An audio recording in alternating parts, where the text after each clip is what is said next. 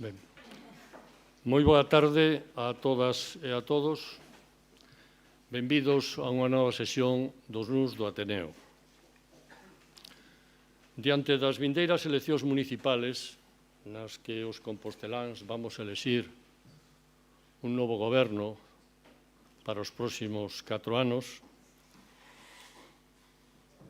a Xunta Directiva do Ateneo de Santiago entendeu necesario que os cidadáns poideran coñecer de primeira man as distintas propostas que plantexan as diferentes forzas políticas para enfrentar non xa os problemas de hoxe, senón os do vindeiro futuro. Lóxicamente, son moitos os problemas e os temas a abordar no goberno dunha cidade. Por iso, nós quixemos centrar o debate en dous que nos parecen que teñen unha especial relevancia. O primeiro fai referencia á recuperación da poboación no casco histórico como elemento de identidade da cidade. E, o segundo lugar, a reducción do impacto do cambio climático no noso territorio, que é unha tarefa de todos. En este sentido, agardamos, pois, que os candidatos á alcaldía da nosa cidade nos presenten as súas propostas, as súas medidas concretas para abordar estes dous temas tan relevantes. En ese sentido, en primeiro lugar, quixera agradecer aos candidatos á alcaldía de Santiago a súa disponibilidade para estar hoxe aquí con todos nós e poder compartir esta xornada de, como dirían os portugueses, de esclarecemento das propostas e das medidas. O acto vaise desenvolver con intervención de menor a maior representación dos candidatos á alcaldía de Santiago por un tempo de 5 minutos para cada un dos dous grandes temas. En primeiro lugar, sobre o casco histórico e a súa recuperación poboacional durante 5 minutos en cada unha das propostas dos distintos partidos e logo despois a segunda tanda, por así decirlo, sobre outros 5 minutos sobre a problemática que nos plantexa o cambio climático que estamos a vivir de maneira moi clara. E logo despois abriremos, como é usual no Ateneo de Santiago, unha quenda de intervencións entre todos os asistentes para que podan dar suxestións, clarexar as distintas propostas, ampliálas, referentes a estes dous temas. E o que pediríamos dende a Xunta Directiva é que as preguntas, as suxerencias, señan concretas con o obxecto de lograr a máis amplia participación de todos. Por último, e aínda que os candidatos e candidatas á alcaldía son persoas ampliamente coñecidas, quixéramos dar algúns datos moi breves, 2 líneas dos respectivos currículos. En primeiro lugar, Goretti San Martín, profesora universitaria e doutora en Filoloxía Galego-Portuguesa, foi directora do Servizo de Normalización Lingüística da Universidade de Santiago e foi vicepresidenta tamén da Diputación da Coruña, concelleira desde o ano xa 2015 e actualmente tamén é concelleira do noso Axuntamento. María Rozas é licenciada en Ciencias Políticas e da Administración pola Universidade de Santiago, foi concelleira de Economía, Facenda e Administración entre os anos 2015 e 2019 no goberno de Compostela Aberta, do que hoxe tamén forma parte como concelleira, e candidata tamén á alcaldía por este grupo político. En terceiro término, Borja Verea Fraiz, é licenciado en Dereito pola Universidade de Deusto e doutor en Dereito pola Universidade de Santiago. De 2011 a 2020 foi secretario xeral técnico da Consellería de Economía e Industria da Xunta de Galicia e, dende maio de 2022, é presidente do Partido Popular de Santiago e candidato á alcaldía por este grupo político. E, finalmente, Xosé Antonio Sánchez Bugallo, que accedeu xa á alcaldía de Santiago no ano 98, tras a renuncia de Xerardo Estévez, conservando e presentándose a distintas eleccións hasta o ano 2011. Logo, despois, entre 2012 e 2016, foi diputado no Parlamento de Galicia e, de novo, nas eleccións de 2019, recuperou a alcaldía de Santiago, que detenta na actualidade.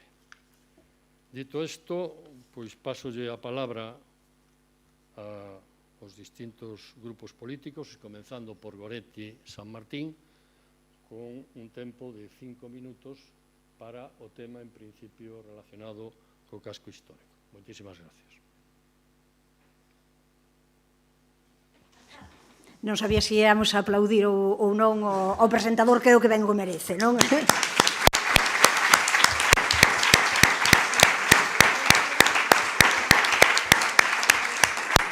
Ben, boa tarde. Boa tarde. Creo que o merece tamén porque eu quero comezar, como non podía ser de outra maneira, agradecendo ao TNEO este convite para este debate, que ademais entra pois nunha serie de sempre debates, actualizacións, reflexións a que nos convida luns tras luns e aos que pois eu participei moitas veces, así que sei ben que non estades aquí enchades isto por nós, senón que eu ás veces tamén quedei fora en outros debates porque son sempre de moi interesante e moi actualidade. E tamén quero felicitar a organización por centrar o debate, por non facer un debate de carácter xeral, que son os máis habituais, senón centrar en dous temas, a verdade, moi importantes, centrais para Santiago de Compostela e para o seu futuro. A perda de poboación e como facer para recuperala na cidade histórica e os efectos derivados do cambio climático. Sabemos ben todas as persoas que estamos aquí, pero de maneira moi especial as persoas que o vivides directamente e outras que o vivimos noutras épocas, que non é doado nin descansar polas noites na cidade vella, nin vivir con importantes problemas de accesibilidade e sen unha administración que sexa áxil, sen unha administración que faga un apoio constante e específico ao que significa vivir nunha cidade histórica, nunha cidade de patrimonio. Por iso, claro, para todo o mundo, todos imos estar de acordo en que queremos conseguir que esta cidade bella sexa unha cidade viva, sexa unha cidade que lata, que teña pulso, que non sexa un parque temático, non só para a poboación que nos visita, non só para o turismo que ven, senón que non acabe sendo un parque temático, senón tamén para a propia poboación de Compostela, porque hoxe todo o mundo sabemos que hai xente que non sente como seus espazos que o eran, espazos que tradicionalmente o eran. E o que queremos todo o mundo é que as crianzas, nenos e nenas volvan a pasear por estas rúas e que non teñamos que contar, como estou segura de que algunhas das persoas que estades aquí fixestes algunhas veces, non só cantas vivendas baleiras hai na cidade histórica, senón cantos baixos comerciais se van baleirando. Desde San Roque, pois a Praza de Galiza, cantos hai. Temos que ser capaces de reverter esta situación que nos últimos anos, ademais, que se intensificou de maneira clara. Todo o mundo sabemos que, claro, librarías como Galí ou como González, aquí próximo, serían recursos turísticos de primeiro nivel, tamén que deixamos desaparecer, ou a Sala Llago, que aí a temos, e que sería un atractivo cultural, tamén para atraer poboación local, xustamente ao centro, a cidade histórica, por non falar de outros edificios nun estado calamitoso, como o Pazo dos Irlandeses, coas consecuencias que se derivan diso. Para conseguir reverter este proceso, eu creo que hai dúas cuestións centrais. A primeira, desenvolver políticas que estean centradas e pensadas para a xente que vive aquí. Ese ten que ser unha guía absolutamente transversal en todas as políticas que se fagan desde o Concello. E a segunda, dotar a cidade histórica de servizos e garantir unhas boas condicións dos edificios. É imprescindible que as persoas que vivan aquí na zona vella que se les facilite a vida, unha vida digna, respetuosa con quen somos históricamente, con de onde vimos, co patrimonio, pero coas comodidades do século XXI. Vivimos no século XXI, non podemos seguir vivindo como noutro momento. Entón, entre as medidas que, de maneira moi breve, aquí podemos esbozar, está o seguinte decálogo, así de maneira, xa digo, simplemente esquemática. Por un lado, para nós é fundamental recuperar a Oficina de Rehabilitación da Cidade Histórica e a Concellería específica deste ámbito, porque moito e ben non o fai ninguén, é difícil facer iso. Entón, desde que se eliminaron, ademais, estes lugares, nos creemos que a cidade histórica vai en declive. En segundo lugar, redefinir o papel do consorcio, conseguindo un incremento real dos seus fondos, e non só política de propaganda, non só dicir que vai haber 281 millóns que aínda non vimos, anunciados aí, senón destinando os seus medios á rehabilitación e á posta en valor dos edificios e dos espazos públicos con axudas que teñan maior grau de incidencia, que inclúan proxectos, asesoramento, insonorización de edificios, potenciar a eficiencia enerxética e, ademais, complementalos con axudas que poidan vir de outras administracións, da Xunta, do Estado, de fondos europeos. É necesario tamén blindar comercios emblemáticos e aqueles comercios que nos ofrezan, que nos presten servizos básicos e que se continúen. Non podemos consentir que peche unha ferretería máis, nin unha mercería, nin un espazo pequeno dunha tenda de alimentación pequena. Non pode ser. E temos que poñer sobre a mesa unha ordenanza que declare a zona histórica saturada de comercios de souvenirs. Ese é un punto absolutamente fundamental.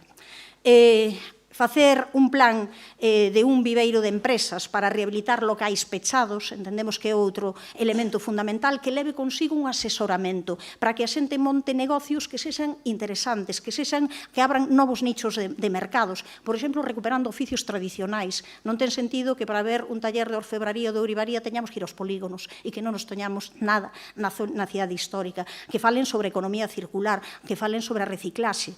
Temos que romper con que a Costa Vella sexa un polígono comercial, iso non pode ser, que desprace ali a xente.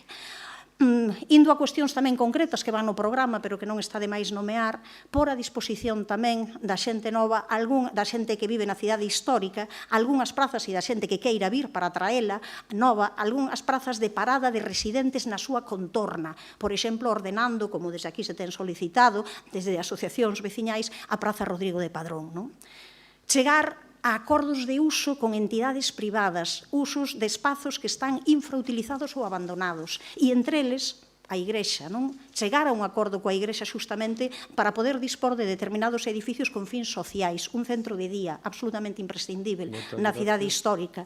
Xa vou rematando. Revisar o plan especial é tamén importante para flexibilizar algunhas normas que dificultan neste caso que poida facerse, que poidan poñerse determinados pisos en circulación, traer equipamentos que lle dean vida propia, e xa é o 10º, como por exemplo a contorna, como por exemplo traer a Escola Oficial de Idiomas ao espazo de Xoán 23. Así que, resumindo, no ADN do BNG está que ali onde goberna que se faga xustamente da cidade histórica o seu corazón, o corazón das políticas, pero temos que ser un corazón que lata con forza, que teña realmente pulso.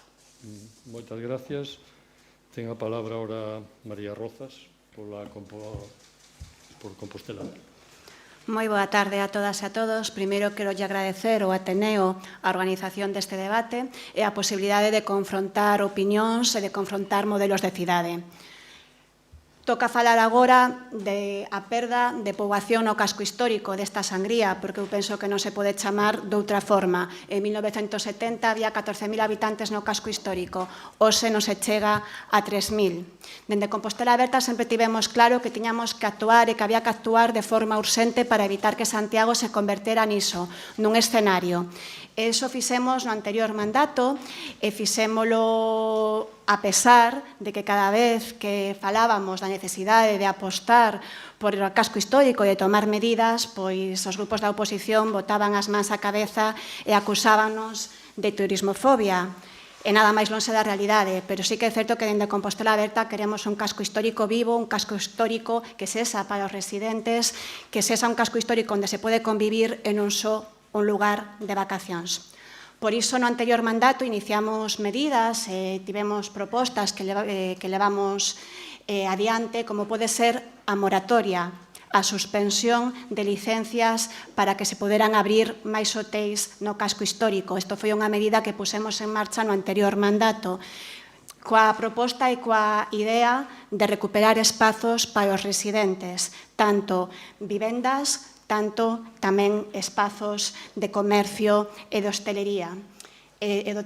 Tamén pusemos en marcha o inicio da regulación das vivendas de uso turístico que finalmente foi aprobado neste último mandato, fai uns meses. Non é a regulación que a nós nos hubiera gustado, non nos hubiera gustado tamén que se hubiera feito de outra forma, pero sí que creemos que é un paso adiante porque Santiago recupere vivendas para os residentes, porque a zona bella recupere vivendas para os residentes, e vendo, ademais, o que está a acontecer en outros concellos de Galicia, onde ao incremento das vivendas de uso turístico van en detrimento do alugueiro tradicional. En Santiago xa temos un problema dende fai moito tempo e non específico do casco histórico en acceso á vivenda. Todas e todos coñecemos xente que tivo que marcharse de Santiago e que tivo que irse a un concello limítrofe porque en Santiago era imposible adquirir unha vivenda. Pero este problema, ademais, nos últimos anos agravouse. Agora mesmo, incluso un alugueiro é unha misión imposible e no casco histórico eu diría que máis. E aí na parte de vivenda no noso programa levamos varias medidas. Por unha banda, recuperar a antigua empresa municipal de vivenda que foi eliminada polo Partido Popular e que nesta nova etapa asuma un novo rol. Un rol a través dun programa de mobilización de vivenda baleira que penso que é moi interesante para a zona histórica, que rehabilita o Concello de Santiago vivendas baleiras, vivendas que agora mesmo están en desuso, para poñelas en un alugueiro social a uns prezos económicos. Tamén relacionado coa vivenda, propoñemos incrementar as axudas económicas que agora mesmo existen para obras de accesibilidade, para obras de instalación de ascensores, para obras de eficiencia enerxética nas vivendas do casco histórico, e non só incrementar a súa contía, senón tamén simplificar a súa tramitación. Porque ter unha vivenda disponible e accesible é o primeiro paso para recuperar poboación no casco histórico. Non é o único. Tamén é importante dotar de servizos. O casco histórico ten que ter ferreterías, ten que ter droguerías, ten que ter tendas de alimentación. E aí, dende Compostela Aberta, pensamos que estes 4 anos foron 4 anos dunha oportunidade perdida, que postos a modificar o PESON, houbera sido moi interesante, como propoñía Compostela Aberta, modificar ese PESON para regular as tendas de souvenirs, para regulalas e para apostar e fomentar ao mesmo tempo por comercio local para o casco histórico. E se falamos do comercio local, creo que temos que falar da Praza de Abastos.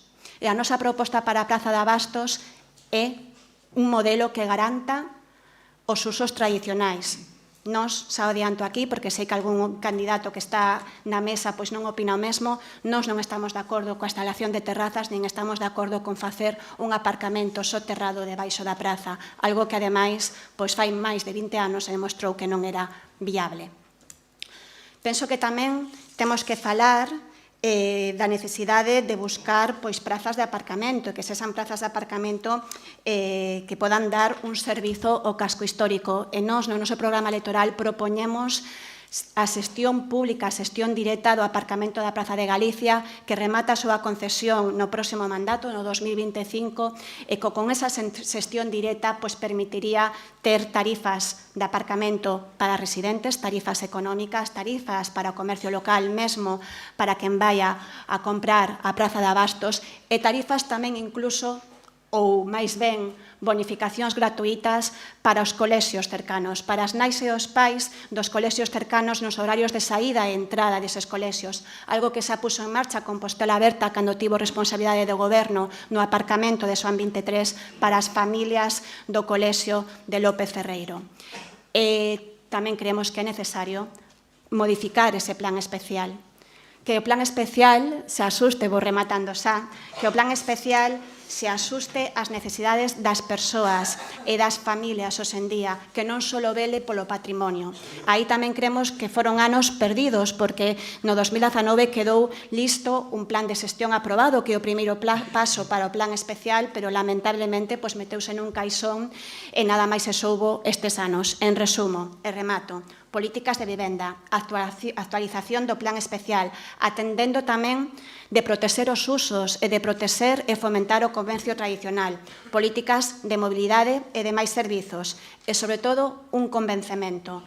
O atractivo da nosa zona histórica non está só no seu patrimonio, está tamén na súa vitalidade, está nas nosas mans en que non se convertan nunhas cidades tan bonitas que hai por Europa que só son un decorado. Moitas gracias, María Rozas. Ten a palabra Borja Verea. Pois moitas gracias ao Ateneo e a toda esta audiencia que está enchendo a sala. Creo que estamos ante un dos debates clave, ante un dos debates fundamentais, e creo que a pregunta é posiblemente a pregunta máis importante que temos por diante como cidade. Como facer que volvan os veciños ao casco histórico? E os catro, estou convencido que compartimos o resultado. Todos queremos que os veciños volvan a vivir na nosa zona histórica. Pero aquí acaban as coincidencias e comezan as diferencias. Diferencias de análise da actualidade, da situación actual, e tamén diferencias coas solucións.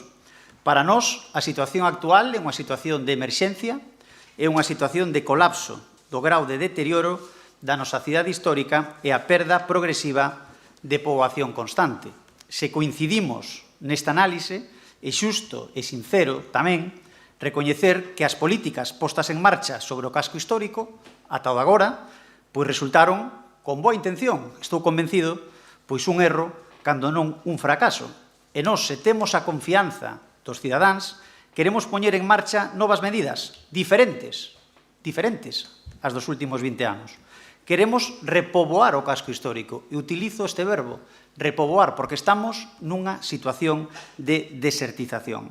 Queremos familias no casco histórico, queremos nova vitalidade, queremos nas rúas rapaces e que recupere o seu valor habitacional. E para iso, as vivendas teñen que ter estándares de calidade do século XXI.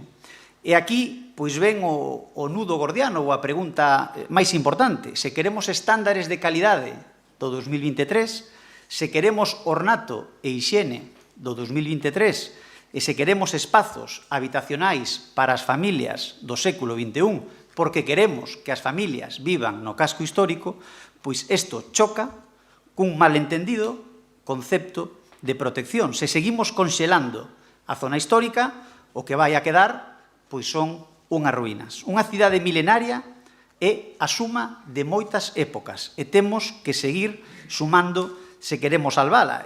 Dúas ou tres referencias. A primeira referencia, valga a redundancia, espacial sobre a nosa zona histórica, sobre a nosa cidade, foi no século IX, cando Alfonso II deu esa dote, a dote do rei Castro, deu 3 hectáreas para o recinto benedictino de Antealtares. Anos despois, amplíase, proxéctase e execútase a Gran Muralla, que ten xa 10 veces máis que esa primeira semilla de 3 hectáreas que tiñamos no século IX. O primeiro mapa, o primeiro documento gráfico que hai de Santiago de Compostela é de 1595, un manuscrito do arzobispo remitido a Felipe II e que xa deixa intuídas as primeiras rúas que van máis alá das murallas, a Rúa de San Pedro, hortas, incluso vivendas na Plaza de Galicia. Temos tamén, como momento clave, as ordenanzas do século XIX, que facían un análise moi parecido do que estamos facendo hoxe aquí. O que estaban buscando era como mellorar a vida dos veciños, como mellorar a vida dos cidadáns dentro do casco histórico. Actualizaron novos conceptos hixiénicos, novos conceptos funcionais, novos conceptos domésticos, incluso as casas, as actuais casas, melloraron en iluminación, melloraron en ventilación, e un dato moi importante, o 70% dos caseríos actuais das casas que hai no casco histórico, que podemos chamar arquitectura menor, pois reedificouse ou construíuse a final do século XIX e a comezos do século XX. Por lo tanto, o noso casco antigo, a nosa zona histórica, o que nos fai diferentes, universais e únicos, é o resultado, sobre todo, desa transformación do século XIX, pero máis que nada a superposición de moitas épocas. E, por certo, volveron os veciños, porque de 15.000 pasouse alrededor de 25.000. Hoxe, no 2023, o plan especial para nós, e respetamos, como é lóxico, o que opinen o resto de forzas políticas, está agotado.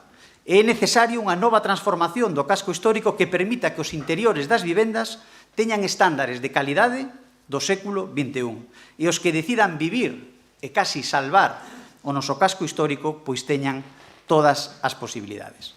Esa recuperación habitacional ten que vir acompañado dunha inxente cantidade de esforzo de rehabilitación.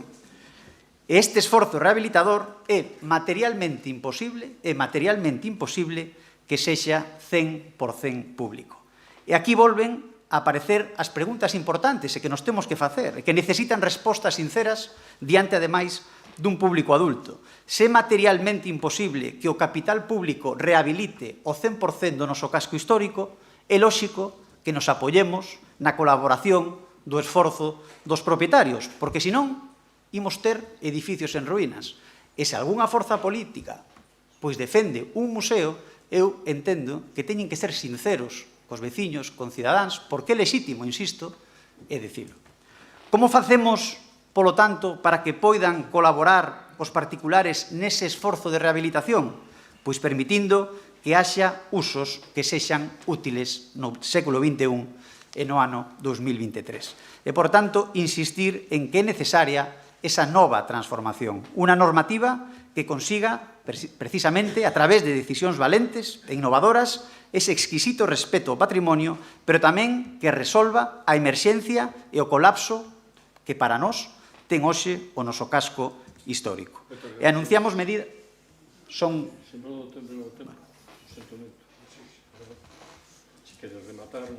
20 segundos. Medidas concretas. Permitir dividir os edificios e os pisos en apartamentos máis pequenos, facilitar as reformas interiores con materiais actuais, revaluar os usos permitidos, tanto comerciais como hoteleiros, unha instrucción pública clara de rehabilitación, prioridade de accesibilidade sobre determinada protección patrimonial menor, un plan de infraestructuras, tanto de servicios como de cableado, solucións de aparcadoiro e xestión intelixente do ocio nocturno, para deixar un casco histórico ás xeracións futuras como o que nos deixaron as xeracións pasadas. Moitas gracias, Borja Verea. E ten a palabra Xosé Antonio Sánchez Lugués. Moitas grazas, tamén me uno ás felicitacións e ao agradecemento pola celebración deste encontro. Tamén hai 4 anos o houbo, aquel ano estuvera máis vinculado ao mundo da cultura, este ano se escollen 2 temas que me parecen extraordinariamente relevantes e que agradezo a oportunidade de poder falar e discutir sobre eles. Eu vivín a miña infancia, unha parte da miña infancia, na cidade histórica, concretamente na rúa Xelmírez, número 19, segundo, desde o ano 1965-71. Éramos 6 na miña casa. No piso de abaixo vivía un músico, Emilio Bru, con súa nai, co seu pai e cos 4 fillos. E iso era o normal na cidade histórica. En cada piso vivíamos 6, 7, 8 personas. Hoxe iso cambiou. Hoxe non hai 6, 7, 8 personas nin na cidade histórica nin en ninguna parte. O promedio de habitantes por vivenda en Santiago hoxe de 2,1 por vivenda habitada, se entende. Ainda así, a cidade histórica de Santiago era unha cidade absolutamente viva daquela e sigue sendo absolutamente viva agora. E cando paseamos por outras cidades, sea por Cáceres ou sea por Venecia, vemos enormes diferencias, a pesar de que evidentemente notamos tamén os cambios e nos preocupan algúns desos cambios que se produciron na nosa cidade. Pero a pesar de todas esas circunstancias, seguimos a conservar esa vida. E os 10.074 veciños da cidade histórica, non 3.000, 10.074, 2.386 exactamente dentro da Amendoa, seguimos a ser unha parte importante da cidade de Santiago. Durante estes 30 anos, todas as corporacións municipales, maioritariamente dirixidas polo Partido Socialista, pero en algúns casos tamén con concelleiras de rehabilitación que eran do Bloque Nacionalista Galego, concretamente durante 2 mandatos traballamos para preservar ese carácter vivo e habitado.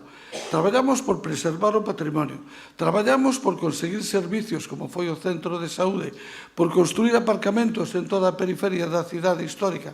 Cando chegamos en este mandato, eu lembro que as asociacións de veciños, e estou mirando para o presidente dunha delas, me pediron 3 cousas: fibra óptica, peonalización de Mazarelos e centro sociocultural. As 3 cousas están feitas en este mandato.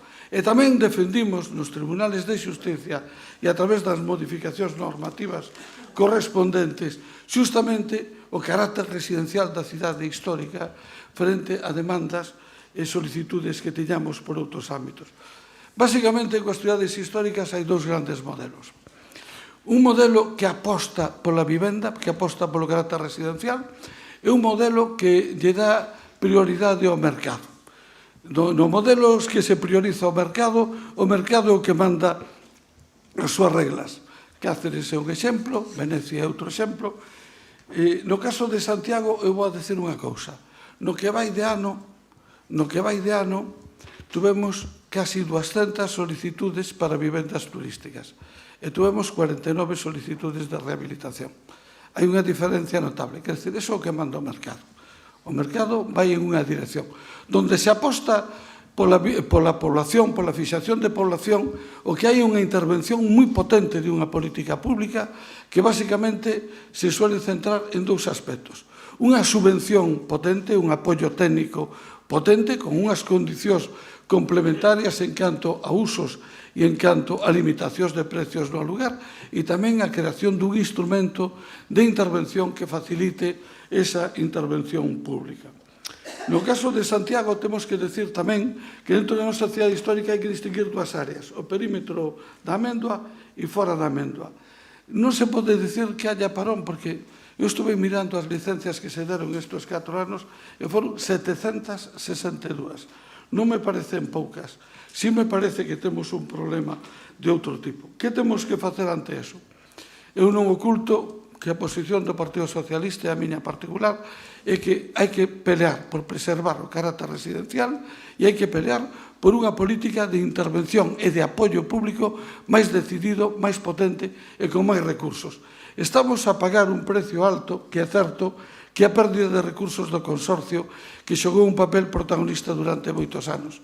Por exemplo, no ano 2010, o consorcio dedicaba 4,6 millóns á rehabilitación e este ano 2023 dedica 1,2. A baixada de recursos do consorcio, que non foron sustituídas por outras administracións, tuvo un efecto demoledor. Por lo tanto, temos que requerir a todas as administracións que se impliquen e nós os primeiros. Na taxa turística, que nós pediremos que se aprobe, nos comprometemos a que o 50% do que se recaude debe ir destinado a políticas de rehabilitación de vivenda e o apoio á política de rehabilitación de vivenda. É necesario recuperar en Movisa, efectivamente, eliminada no seu día polo Partido Popular, cunha consecuencia demoledora. Ningunha sola vivenda protegida máis se fixo en Santiago desde que se disolveu no ano 2012. Hai que recuperala como instrumento de política de vivenda, como instrumento de programación de solo e tamén para intervir na cidade histórica. Temos que completar a dotación de servicios. Por exemplo, a parcela de Xoán 23, Morta de Risa, pode ser destinada a pisos para estudiantes, para o lugar de estudiantes. Temos que ampliar o rexistro de solares e dotalo presupuestariamente, non só para expropiar solares, non só para poder poñer no rexistro vivendas que estén en ruína ou edificios que estén en ruína, sino edificios que tamén que desobedezcan todos os mandatos e todas as indicacións que reciben de rehabilitación. Por exemplo, o Colexio dos Irlandeses, por exemplo, o Cine Llago, por exemplo, algún outro edificio que está presionando descaradamente para conseguir un cambio de usos, non para vivendas, todos para hoteles. É o que nos pido. Remato xa, como os demais pido tamén os meus 30 segundos, e desde logo asumimos tamén E seguimos tamén, temos que apoiar o comercio, a instalación de comercio. Non é posible o da ordenanza que se di aquí porque estudiamos 20.000 veces e ninguén foi capaz de atopar unha base legal como para poder prohibir un determinado tipo de comercios, pero que sí podemos incentivar o tipo de comercios que nos interesa. Farmacias, comercios de proximidade, comercios de todo tipo. E, desde logo, asumimos tamén o compromiso de abordar a revisión do Plan Especial da Cidade Histórica, porque agora, para dotarlo o marco legislativo novo, pero tamén para o cumprimento destas finalidades. A revisión dos usos pódese facer, pero preservando o uso principal, porque todas as demandas que temos hoxe, todas, van na mesma dirección. Todos queren cambiar o uso residencial para o uso turístico. Ninguna sola ao revés. Moitas gracias, José Antonio Sánchez Bugallo. Rematamos, pois, esta primeira tanda de intervencións sobre o tema do casco histórico e pasamos ahora ao segundo tema, que é o tema das medidas concretas para paliar ou reducir os efectos do cambio climático no noso territorio. Goretti San Martín, tes de novo a palabra. Pois, canto á reducción dos efectos do cambio climático, o que defendemos como BNG é unha mudanza na orde de prioridades na mobilidade, de tal maneira que o prioritario sexa pois aquelas persoas que camiñan, que van a pé, despois as persoas que van en bicicleta, logo as persoas que usan transporte colectivo e, en último lugar, as persoas que usan o vehículo particular. Por tanto, fronte a esa idea de solucionar todo cambiando os coches vellos por coches eléctricos, que nós entendemos que non é a solución, en realidade acaba sendo moitas veces un imposto para a xente con menos recursos e que non ten moito sentido en cidades do tamaño de Santiago. Nós o que propugnamos é que o que hai que facer é reducir o uso de vehículos particulares e ter un transporte colectivo á altura do século XXI. Para iso hai que traballar en varias frontes. Unha é demandar, como non podía ser de outra maneira, do goberno galego un transporte público de calidade que conecte Vertebre Galicia un transporte metropolitano, porque algúns dos nosos problemas veñen derivados tamén dos concellos da contorna. E tamén hai que mellorar, como non pode ser de outra maneira, o que é o transporte colectivo a nivel local. Pero sabemos ben como traballou este goberno local nestes anos, con improvisación, falta de transparencia e escurantismo, porque, claro, despois de 4 anos sen ser capaz de licitar o contrato de transporte, como tamén taúco agora, como se acaba de dicir, agora compromiso de revisar o plan especial, pero estes 4 anos non se traballou por aí, ou agora sabemos que na taxa turística, que debería de haber un compromiso mayoritario do conxunto da corporación, pois o 50% van ser para políticas de rehabilitación de vivenda. Igual estamos de acordo, pero sería bo falalo en algún lugar, non? Previamente, en vez de anunciar as cousas de maneira propagandística, claro. Entón, claro, hai unha semana que se anuncia e que se aproba nunha xunta de goberno que vai haber un novo contrato de transporte e a día de hoxe ainda non está colgada a documentación, nin se comezou a licitar, de verdade, nin se falou coa veciñanza, nin coa oposición. E despois de anuncialo propagandísticamente non podemos acceder ao expediente, nin sabemos se haberá buses aos barrios en domingos e festivos, nin se respetarán as peticións históricas para crear novas rutas, ofrecer novas frecuencias, e o que imos sabendo é por conversas paralelas, por outras cousas. Por exemplo, o goberno anuncia, bueno, realmente non é o goberno, realmente é o PSOE en campaña, anuncia que quere marcar microautobuses para o rural, con 24 millóns de euros de remanentes que ten de 2022, verdade? Entre eles, que dirán e sacarán peito, porque moitas desas cuestións non son cartos que existan na realidade, porque unha gran parte é diñeiro que non se pagou a xente, que se lle debe, por tanto, a pequenas e medianas empresas. Pero, por que non se inclúe nese contrato de transporte estes microbuses, non? A verdade sería o lóxico. Así que entendemos que hai unha falta de planificación e improvisación constante, non? E hai unha gran contradición neste Concello, porque, claro, anuncias esa licitación do transporte colectivo e aínda non hai plan de mobilidade. O que temos é un plan de mobilidade do ano 2011 e agora estáse facendo un novo. Por tanto, claro, estas xuntanzas deste novo, de onde se derivarán unha serie de cuestións, non se van poder aplicar a inmensa maioría até que remate a concesión, ou seja, que se comeza a casa polo tellado, non? Desde a perspectiva do BNG, nos o que defendemos é o impulso da infraestrutura verde, unha materia en que podemos ser pioneiros, porque temos realmente moitas potencialidades e en que podemos captar fondos europeos. Para que? Pois para incrementar a cantidade e calidade de espazos verdes, desas que están á beira das vías públicas, poñendo máis árbores nas rúas e prazas dimensionados. Pensemos, por exemplo, na obra de Castrondouro. Quedou ben, hai cousas positivas, pero claro, subir e baixar esa costa en pleno verán sen unha unha sombra sen unha árbore, non? Ou xa vimos, non, que o anunciado bosque dos Concheiros ao final é máis cemento, verdade, que bosque, non? Temos tamén que mellorar a xestión do ciclo da auga e, entre esas cuestións, non, tamén incluir que no contrato da auga se pague por consumo e non por tramos. E iso repercutiría, sen ningunha dúbida, na reducción do consumo.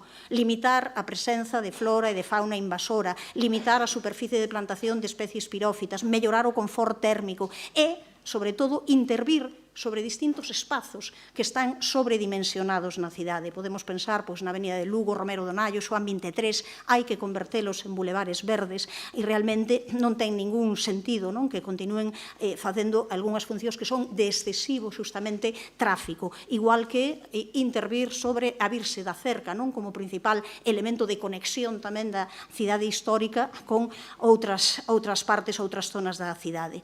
Apostar polos pavimentos permeáveis, por sistemas de drenaxe sustentáveis, por renaturalizar os espazos urbanos, por crear canles abertas que conduzan auga en superficie, incrementar o número de fontes. Realmente hai unha serie de cuestións que podemos facer e que hai que facer en colaboración co asociacionismo veciñal, cultural, ambiental, convocando os consellos de participación cidadá e non facelo a un mes ou dous das eleccións, non? Ou seja, senón facelo en tempo e hora para non gobernar de costas a cidadanía, non? Entón, en xeral, nós o que entendemos é que hai unha improvisación e unha falta de modelo nestes momentos e, fronte a iso, o BNG no que apostamos é por unha política de humanización da cidade, cun intenso traballo a prol dun modelo turístico de calidade, onde poidamos ser un referente, igual que debemos ser un referente e volver a ser un referente en cultura e ser vanguarda, tamén un referente se actuantes contra o cambio climático, con espazos públicos respiráveis e vivíveis. Non fai falta que me avises que xa remato. E, simplemente, con especialización na dedicación política nun ámbito tan sensible como a cidade histórica. Especialización para a xente que traballe só na cidade histórica. Moitas grazas.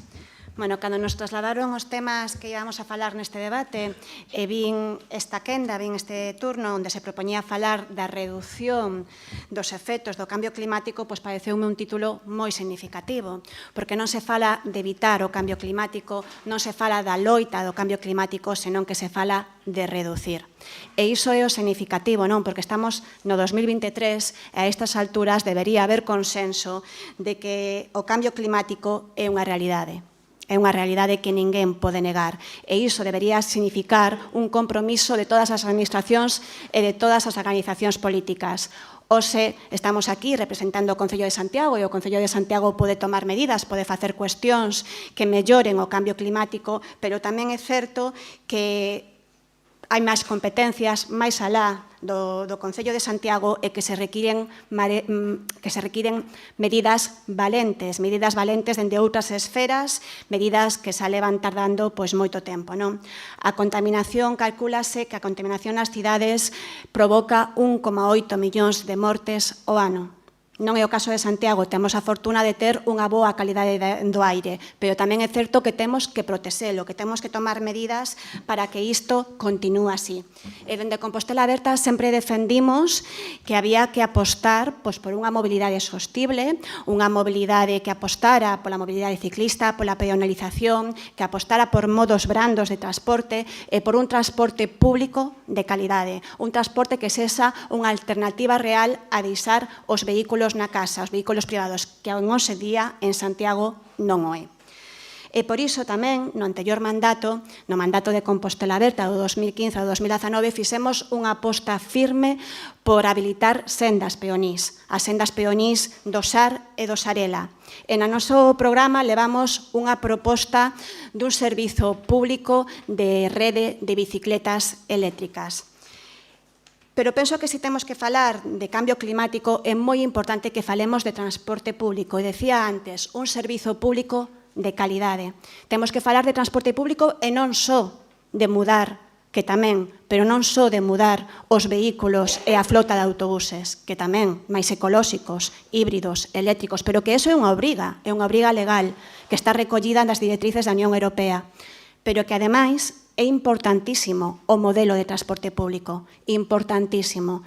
E nós pois sumámonos a esa queixa de que en momento non temos ningún tipo de documentación do modelo que aprobou o Goberno fai unha semana para o transporte público de Santiago. Un contrato de 130 millóns de euros dos que os grupos da oposición descoñecemos a información, descoñecemos que liñas se propoñen, se son liñas adaptadas á realidade de Santiago, a realidade de agora e non a de fai 3 décadas, que é o modelo que temos agora mismo, que frecuencias, importantísimas frecuencias para que sexa unha alternativa real.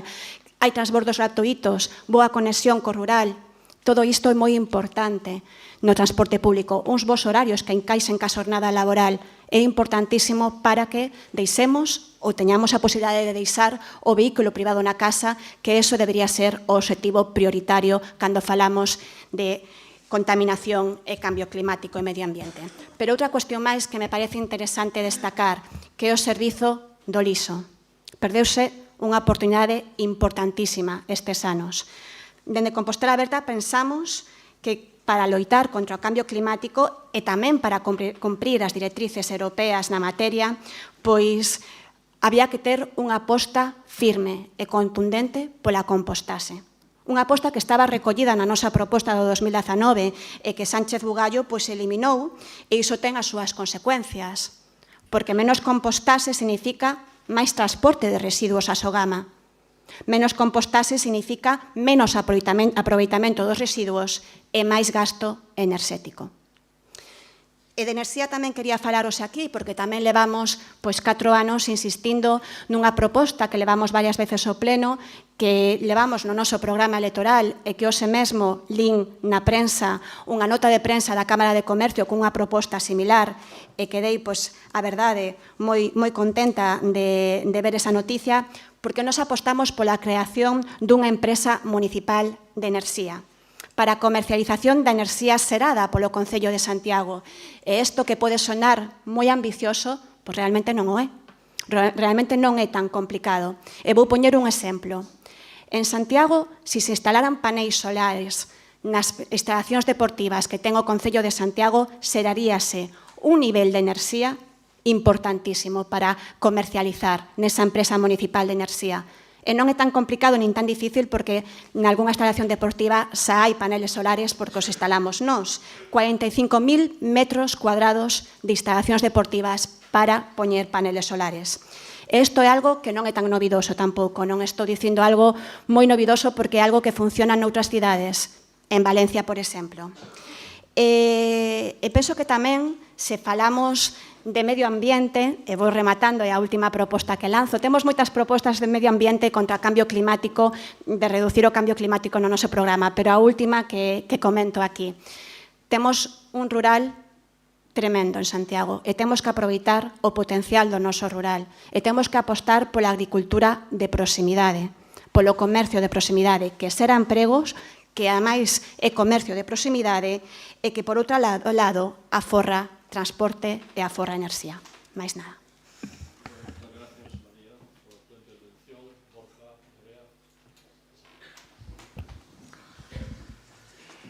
O obxectivo é como conseguir que Santiago sexa unha cidade máis sostible. O papel que queremos que xogue Compostela nese compromiso de sostibilidade. E non somos claros, queremos unha capital verde respetuosa co medio ambiente. Moitas veces é bo compararnos, porque a min gustame analizar onde estamos para poñer obxectivos e saber exactamente de onde partimos. Por lo tanto, son claves, son importantes unhas boas diagnoses. Hai un documento moi clarificador que acaba de ser publicado e público, que é o Atlas Urbano de Sostibilidade en Galicia. Que é o que fai? Comparar as 7 cidades de Galicia e utiliza alrededor de 86 indicadores.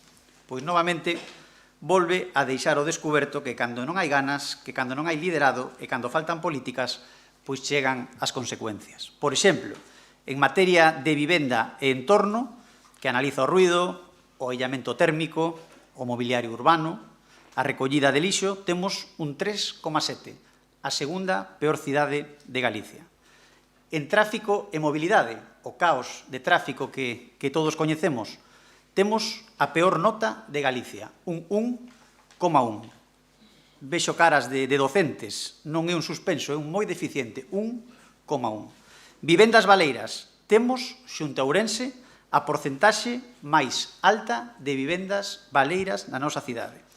En materia de transporte, somos a cidade que ten a porcentaxe máis alta de uso de vehículo privado. E, ademais, no novo contrato, que pouco se sabe del, as cousas que se van sabendo, por exemplo, ten a osadía o propio contrato de decir que quere reducir un 10% o uso do transporte público na cidade. Somos tamén a cidade galega con menos metros de carril bici por habitante. En contenedores, somos a cidade con menos contenedores por fogares, a peor de Galicia. Con estes datos é difícil, despois, ter algo de credibilidade. Para nós hai un documento que é clave, traballado con todas as forzas políticas, e que nunha cuestión tan importante como o cambio climático, para nós é fundamental pois esa unanimidade e traballar conxuntamente. É a Axenda Urbana 2030, que no apartado de cambio climático suscribimos plenamente. Temos que ser unha administración que nos anticipamos, ser referentes, porque é o mellor exemplo para a cidadanía. En materia de enerxía, reducir o consumo, por suposto, consumo responsable, potenciar a autoproducción renovable. Esta reducción de consumo, a través do cambio de fiestras, da sustitución de caldeiras por bombas de calor, a colaboración imprescindible en investimentos tan intensivos como estes, a colaboración coa Xunta de Galicia, cos ministerios, tamén coas institucións europeas. O Concello debe ser o primeiro en dar exemplo tamén nas súas instalacións, incorporando autoconsumo nos edificios municipais. En materia de residuos, teníamos un obxectivo que non cumplimos, que era destinar a reciclaxe o 50% dos residuos xenerados. Bueno, estamos lonxe do 20%. Revisar o concepto de protección, que falábamos na anterior intervención, a actualización do concepto de protección, neste caso, transversalmente coa sostibilidade. No noso casco histórico, como se actualiza o concepto de protección, permitindo a rehabilitación de vivendas en materia de enerxías renovables con placas solares para auga quente e para fotovoltaicas. O cambio climático vai afectar as temperaturas e as precipitacións. Temos que traballar na posibilidade de utilizar na futura edad a propia auga rexenerada para todas as nosas zonas verdes e os nosos parques públicos. Tamén a posibilidade dos abonos. En materia de tráfico, xa falamos, as compañeiras do resto de forzas políticas, da situación do actual contrato de transporte público. Todos coñecedes o estado dos nosos autobuses. Somos, como acabo de dicir, a cidade que máis usamos o vehículo privado e os que menos metro de carril bici temos. Por tanto, aquí falar de grandes obxectivos pois é cómico cando non triste, non? Levamos 30 anos de retraso con calquera outra cidade da nosa contorna. Hai unha infraestructura que si supón un antes e un despois para a cidade, que é a senda que vai unir o Milladoiro, senda peonil e ciclista que vai unir o Milladoiro, co hospital, coa intermodal e con San Caetano. A primeira vez que falei desta infraestructura, pois recibín as críticas habituais que estou acostumado a recibir. Isto é imposible, eso en Santiago nunca se vai a facer, deixa de engañar a xente. Hoxe, esta senda, que vai a ser a primeira en todo Galicia, de itinerario peonil e ciclista en concepto global, está xa en licitación con máis de 10 millóns de euros. Eso sí é ser referentes, eso sí é facer vanguarda e eso sí volver a poñer a Santiago nos primeiros postos.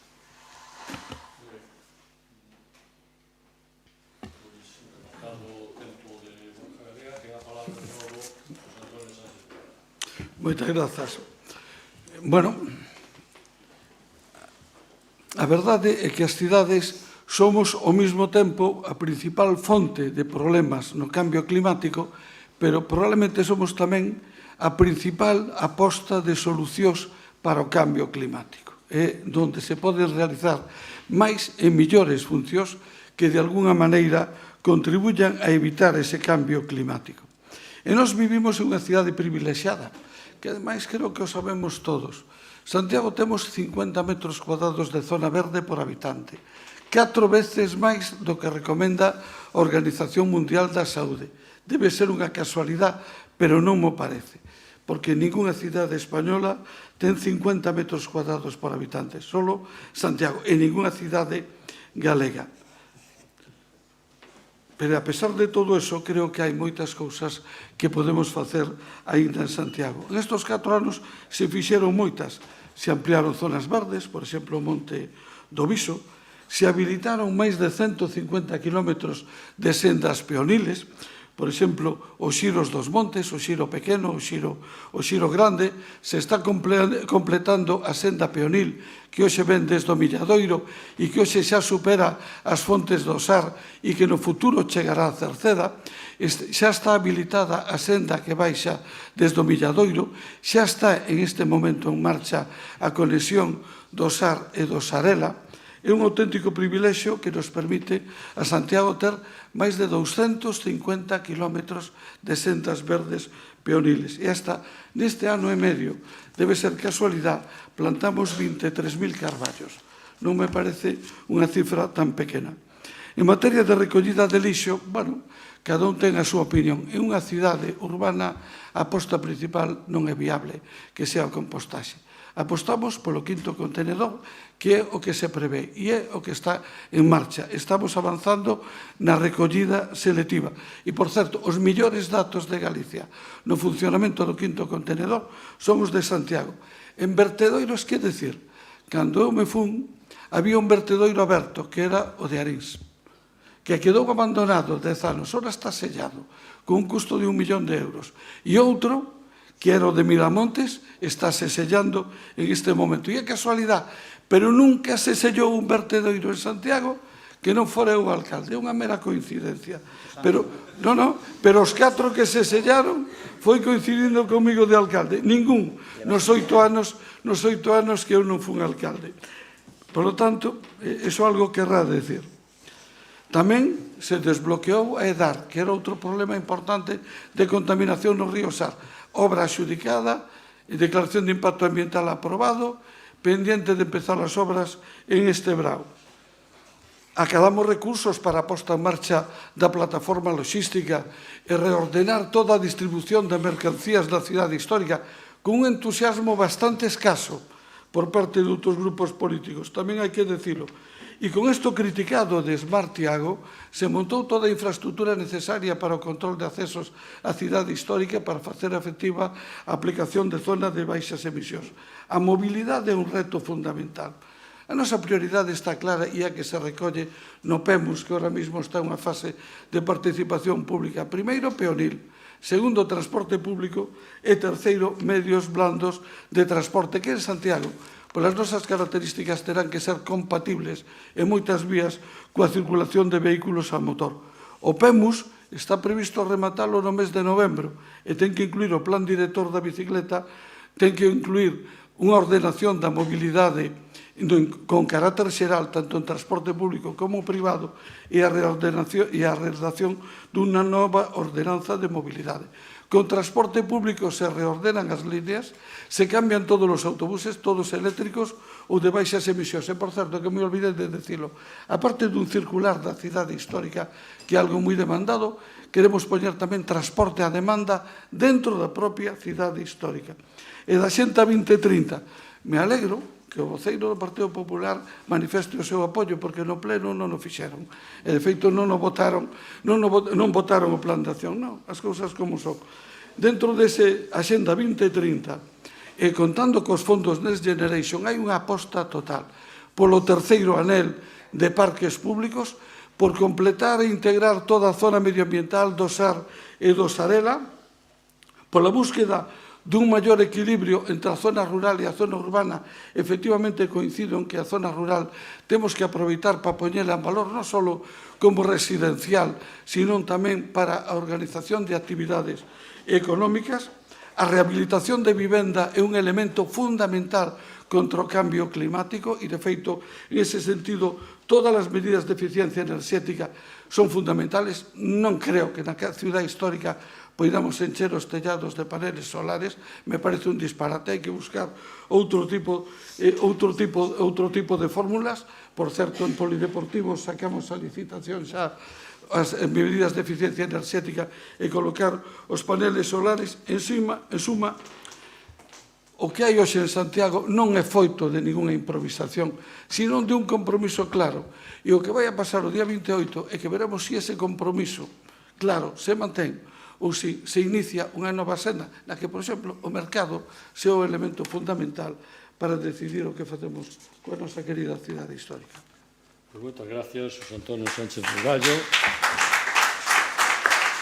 Bueno, nos aplauden a todos,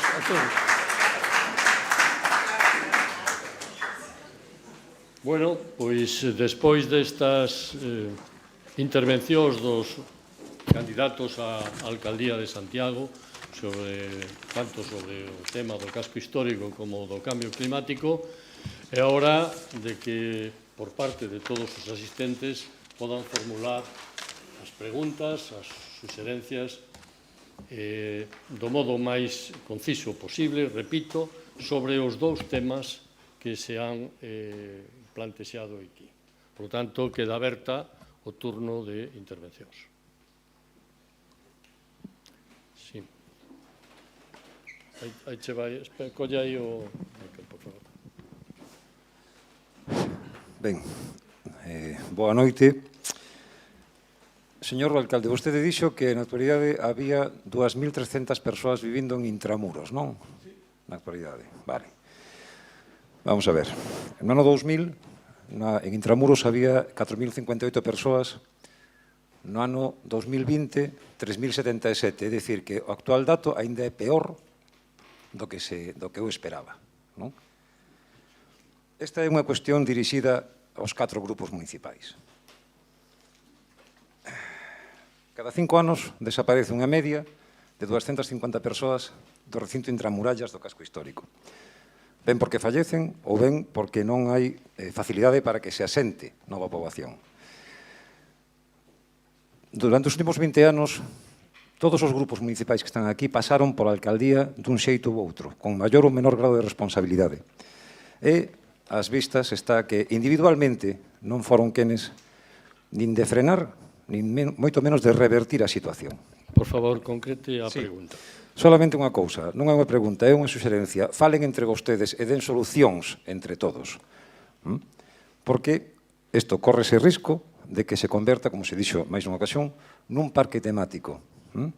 Entón, falen entre vostedes. É unha suxerencia. Nada máis, non é unha pregunta, é unha suxerencia. Moitas gracias. Sí. Si queren intervir algúns dos grupos políticos. Bueno, eu podo decir que creo que o consenso sería fundamental.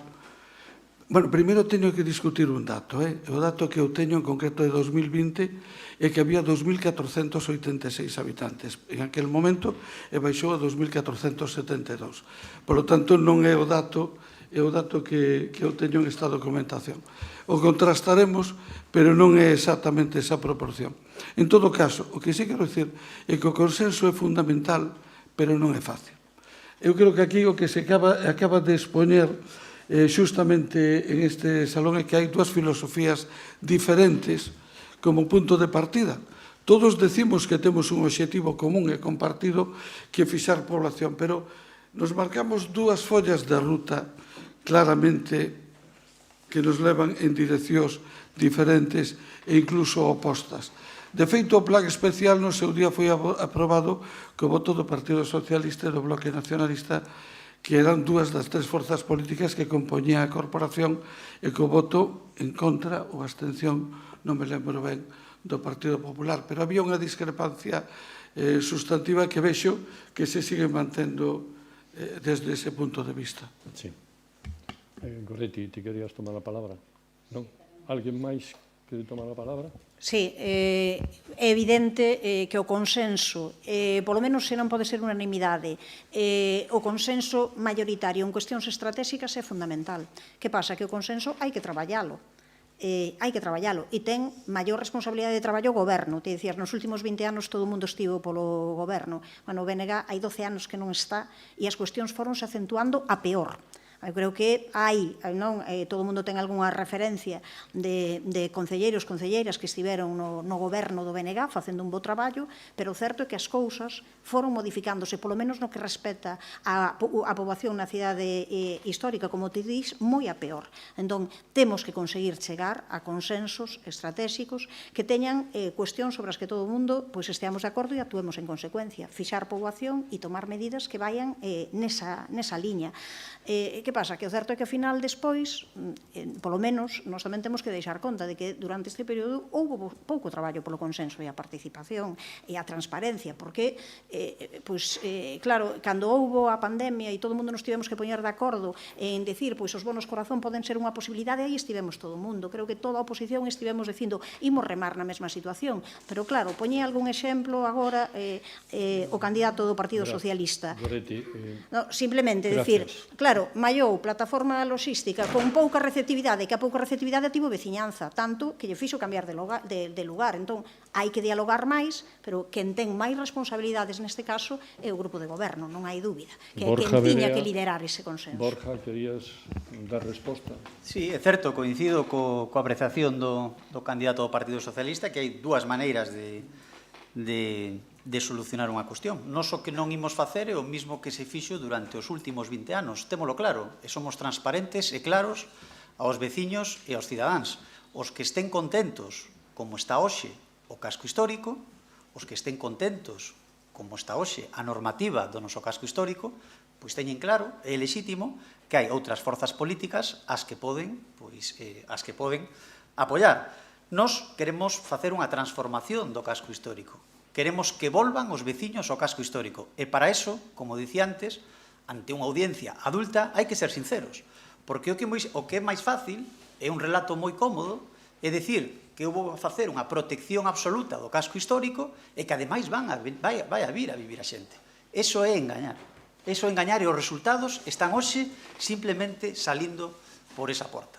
Porque se o que queren defender é que o casco histórico seña un museo, que é lexítimo, insisto, é unha posición lexítima, creo que hai que ser sinceros e trasladalo con toda a contundencia. Se queremos que os veciños volvan ao casco histórico, teñen que ter solucións habitacionais con estándares de calidade do século XXI e do 2023. Isto pasa por un respeto ao patrimonio, por suposto. Temos un casco histórico que é único e que é universal e que ten que ser único e universal. Pero temos tamén a responsabilidade de adecualo á nosa época. O contrario é o resultado que está aí fora. Entonces, claro que son transparente e claro que ten razón o candidato do Partido Socialista. Os que queiran que siga igual o casco histórico saben a quen apoiar. Os que queran avanzar, pois teñen outra proposta. María Rozas. Eu son moi partidaria do consenso, non? Pero a realidade é que aquí hai dos plantexamentos moi diferentes sobre como recuperar poboación no casco histórico.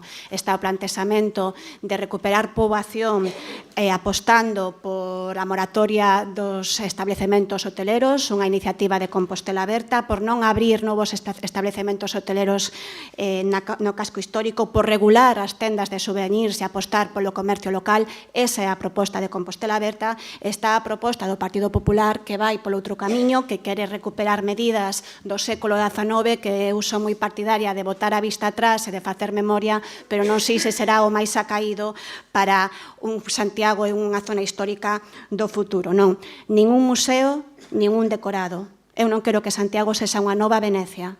Eu non quero eso, eu quero unha Compostela viva para os residentes. E as propostas que van na liña de outras cidades europeas, temos aí unha experiencia bastante máis recente en ir ao século XIX para demostrar que non funcionan. E despois, por outra banda, todos tivemos responsabilidade do goberno, os 4 partidos que están nesta mesa, pero como dixo a persoa que falou, en maior e menor medida. Decía o alcalde antes, non é casualidade que só co Partido Socialista se pechara un vertedoiro. Tampouco é casualidade que só co Partido Socialista se abrira un vertedoiro en Santiago. Ben, moitas gracias.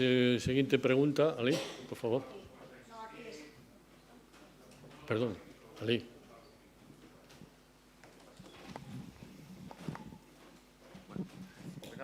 Era para facer unha pregunta relativa o uso que se lle dá ao Cine Iago, que leva moitos anos pechado. E, bueno, efectivamente, eu quería coñecer unha postura de todos os grupos sobre como ven eles que se pode facer para darlle un cambio de uso a ese edificio e que non este tantos anos pechado. Entón, bueno, aí creo que sería unha actuación bastante emblemática para recuperar comercialmente, por exemplo, pois a Rúa do Vilar. Entón, gustaríame coñecer que propostas tedes cada un de vos sobre este tema. Gracias. Muy bien. Empezas tú, Pepe. Vale. Goretti. Isto é repetido. En todos os debates hai momentos en que hai alguén que di eu teño que ser o último, como se tivesen que esperar a ver o que diga o resto. É unha cousa simpática. Non hai problema. A ver, nós entendemos como BNG que a Sala Iago que hai que facer, sabendo que está en mans privadas, lóxicamente, pero hai que ser proactivos desde a administración local para conseguir que se abra. E hai que poñer moita carne no asador, porque non podemos seguir deteriorando ese espazo, non pode seguir caendo. A realidade é que é unha imaxe absolutamente deplorable, que cada vez que pasamos por ali adiante, todo o mundo que nos botamos as maus á cabeza. Hai que facelo, pero tamén entendemos que hai que facelo respetando que siga sendo un uso cultural. Entendemos que ten que facer un uso para o conxunto da poboación e que, ademais, hai moitísima xente que está pedindo ese uso cultural en Santiago. No seu momento foi ese espazo de Monicreques, despois de ser cinema. Hai varias propostas en riba da mesa que no BNG manexamos e que, ademais, que se debateron no pleno e a respecto das que creo que hai un consenso. Desde logo, creo que lanzar a idea de que pola modificación de usos, ás veces que se pode chegar, creo que o uso cultural debe ser aquel en que o Cine Iago debe ter unha continuidade. E creo que, ademais, é o que a inmensa maioría da poboación quere. María, ti queres intervenir? Sí que quero. Sí, estou de acordo no diagnóstico e na necesidade de revitalizar e recuperar a Sala Iago.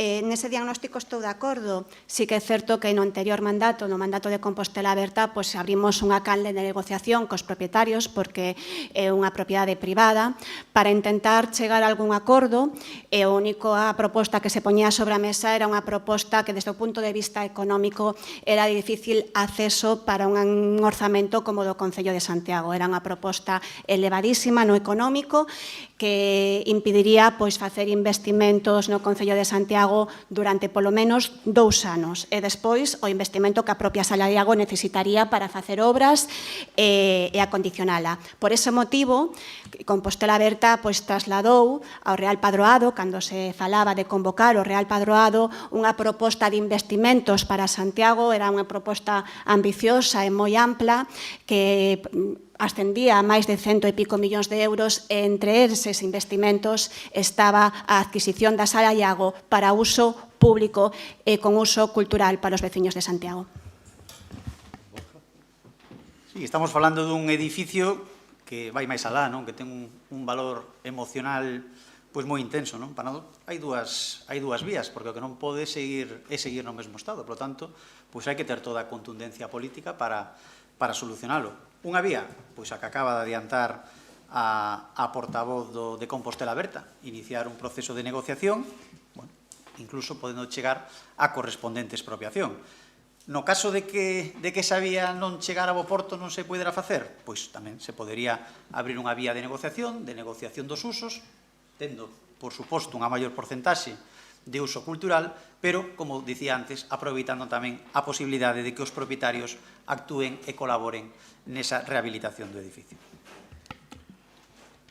Ben, agora me toca a min. Eu vou decir 3 cousas. Empezo antes por unha cousa. Na cidade histórica, o uso primordial que establece o plan especial actual é o uso residencial. Iso é algo que debemos preservar. E o cambio de uso non é precisamente para facilitar que veña a población, sino para que se destine a outras finalidades distintas, porque senón non habería precisamente que cambiar o uso. Segundo tema, a hora de buscar modelos, como antes citei os negativos, quixera citar os positivos, que serían Bolonia e Berlín, especificamente a parte de Berlín despois da reunificación. E terceiro, Sala Iago. Rexistro Municipal de Solares. Non sei se antes me dou tempo a decirlo ou non. No Rexistro Municipal de Solares están registrando solares, registramos 13 edificios en ruínas, e hai que registrar tamén aqueles edificios que son requeridos para que realicen actuacións de recuperación e de rehabilitación e que de forma ostensible se están negando a facelo. E temos dous exemplos moi claros. Un é a Sala Llago e outro é o Colexio dos Irlandeses. E creo que o primeiro groces ben e o segundo moito millor aínda. Desde hai 12 anos estamos facendo requerimentos para que se restauren e non o fan. Que hai que facer? Inscribilo no Rexistro Municipal de Solares. Que hai que facer se non reactivan? Hai que sacalos a subasta pública. Que hai que facer se na subasta pública non se queda ninguén con eles? Quedarse a administración con un precio rebaixado porque a lei para facer. E ese é o procedimento, porque é imposible que a administración pública satisfaga as reclamacións económicas, María, porque eu non sei o que vos pideu a vos, pero eu sei que hai 20 anos se ofreceron 2,5 millóns de euros e non foron aceptados. E non foron aceptados, hai 20 anos, 2,5 millóns por un e 5,7 por outro e non foron aceptados. Por lo tanto, temos que ir a outro escenario. E ese escenario é o que decía antes. Gracias. Sí, perdón. Boa tarde. Eu quero facerlle unha pregunta dirixida ao representante do Partido Popular, porque eu son unha das veciñas do casco histórico de Compostela expulsada do casco histórico por varias cuestións. Entón, quero preguntarlle por que a Xunta, que gobernada polo Partido Popular con maioría absoluta, non inviste en rehabilitación da cidade histórica de Santiago como fai en Vigo ou como fai na Coruña.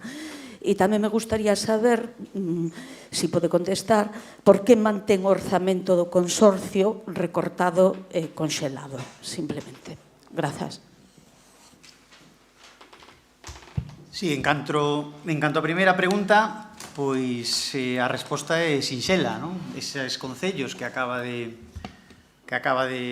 mencionar, que ademais son gobernados polo mesmo partido que o que goberna Santiago, pois o que fixeron foi crear a Sala Resurbe, o que fixeron foi incoar os expedientes para que eses cartos puderan chegar ás súas cidades, e, polo tanto, é cando a Xunta de Galicia inicia todos eses procesos colaborativos de rehabilitación. Cando non hai proactividade polo goberno municipal, como é o caso, pois a Xunta de Galicia non inicia eses investimentos. En todo caso, como lle digo, pois é o propio Concello que ten que activar esas áreas, e a día de hoxe pois non as puxo en marcha. A segunda pregunta, perdón.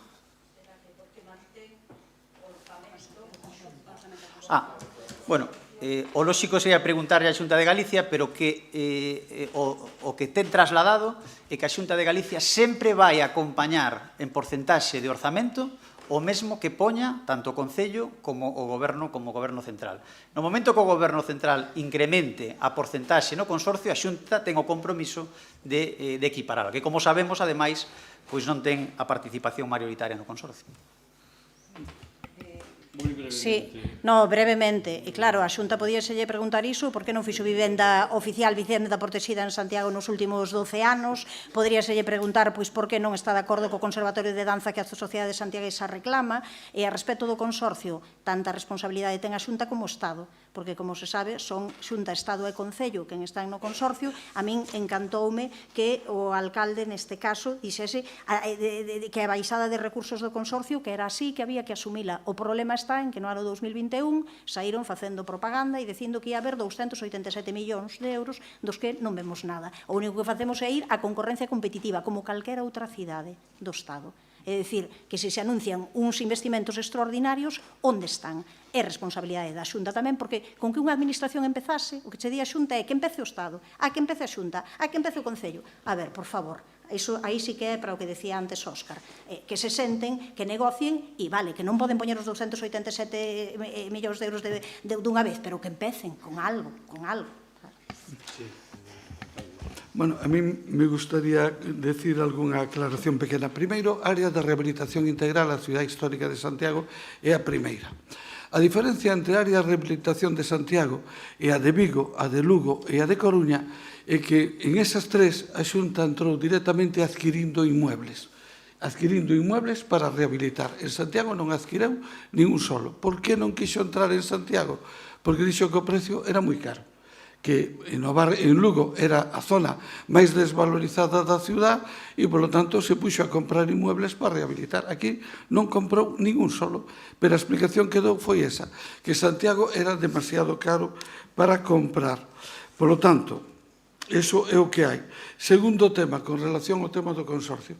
Hai que decir que no ano 2010, o consorcio tiña un orzamento de 20 millóns de euros. E no 11 baixou a 14 millóns, me parece que foron, e despois seguiu baixando e ora empezou a recuperar lentísimamente e a un ritmo moi baixo. Ahora mesmo está con pouco máis de 8 millóns de euros de presuposto. Pero a primeira gran baixada foi a que se produciu no ano 2011, cando a Xunta de Galicia baixou a súa aportación de 6,4 millóns, creo recordarme que a 3 e pouco. E a partir de aí foron baixando todos e o certo é que baixaron moi rápido e agora non siguen baixando, pero non se consigue, está costando moito que suban. E ademais temos outro problema, que o consorcio teóricamente naceu para a rehabilitación da ciudad histórica, pero temos un compromiso que é a Real Filarmonía, que, por certo, é de titularidade autonómica e que hoxe está consumindo máis do 50% do presuposto do consorcio. De feito, a aportación autonómica só cubre pouco máis da mitad do que costa a Real Filarmonía. En realidad, o Concello, que é o único que aumentou en términos relativos a súa aportación, porque a mantuvo en términos absolutos, e o propio Estado estamos financiando a Real Filarmonía, que é unha orquesta titularidade da Xunta. Temos aí un problema co que hai que pelear, pero eu por eso decía antes que, posto a dar exemplo, nós vamos a pedir que se aprobe a taxa turística e nós nos comprometemos a defender e apoiar que o 50% ao menos desa taxa se destine a rehabilitación e rehabilitación de vivendas. Pero se queremos vivenda, o que non hai é que cambiar o uso de vivenda, pois senón o mercado vai a donde é máis rendible. Siguiente pregunta, por favor. Como é normal.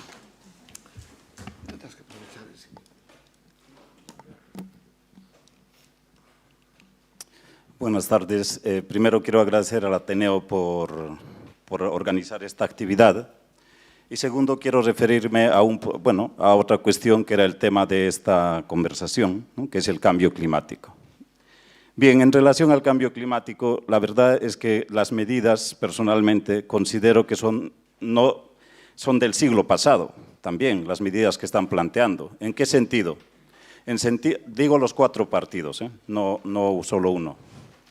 ¿En qué sentido? Los carriles bici en Alemania, ¿hace cuánto funcionan? Alemania, ¿hace cuánto tiene carriles bici que conectan prácticamente todo el país? Luego está el transporte público. Hay modelos de transporte público increíbles. Y algo que me llama la atención es que aquí el transporte público, lamentablemente, llevo 20 años viviendo en este lugar, ya me siento de Compostela. Estoy hablando en castellano porque es lo que me nace del corazón, ¿vale? Básicamente por eso, pero falaría también en galego porque siento que esta es también a miña terra y por eso estoy aquí. Y en relación al transporte público, una cuestión que me llama la atención es que se hacen diagnósticos superficiales. Por ejemplo, las vías se corresponden para el tamaño de buses que tenemos. Está todo atascado. Los buses se atascan, tiene que venir la grúa y no hay cómo recogerlos. Primera cuestión. Otra cuestión en relación al transporte público, en la calidad de esos buses. En 20 años que estoy aquí, escasamente han cambiado también. Es decir, ya ni siquiera ahora estoy pidiendo que sean eléctricos, sino simplemente a gas o que sean híbridos. Luego, otra cuestión que me gustaría es preguntar a todos estos partidos, ¿no se han planteado ustedes otras medidas que van mucho más allá? Por ejemplo, la gratuidad del transporte público en una ciudad tan pequeña como Santiago de Compostela, que el transporte sea gratuito. Y hay modelos, como por ejemplo en Berlín, donde los estudiantes no pagan el transporte público. ¿Se podría o deberíamos de empezar a pensar en esto, por ejemplo? ¿No? Vale, Perdón, solo otra pregunta que me gustaría plantearles es en relación a el problema de transporte de Santiago. No es Santiago, son las ciudades anexas. No se ha pensado en un transporte metropolitano, un tranvía o buses o algo que solucione esto. Luego, una última cuestión, va a disculpar, en relación también al cambio climático. Se habla de una ciudad peonil, pero una ciudad peonil que no sirve ni siquiera para caminar. ¿En qué sentido? Es una ciudad donde llueve mucho. Los antiguos habían construido espacios cubiertos, ahora no hay ningún espacio cubierto para caminar. Los semáforos tardan una eternidad para los peatones, Sí, por ejemplo. Por favor. Sí, vale. Muchas gracias. ¿Quién quiere empezar a contestar? No. Nada. ¿Alguna intervención? Sí, No, por responder... sí, va, sí. Bueno, cuestións como as que está plantexando, creo que... Bueno, hablo en castellano, que nos hablo en castellano. Cuestións das que está plantexando, pois xa saliron aquí, non? Falaba en primeiro lugar dun carril bici, bueno, pois eu comuniquei esa primeira infraestructura en Galicia que vai unir Milladoiro co hospital, coa intermodal e con San Caetano, que vai ser un auténtico referente, como digo, en materia de transporte alternativo.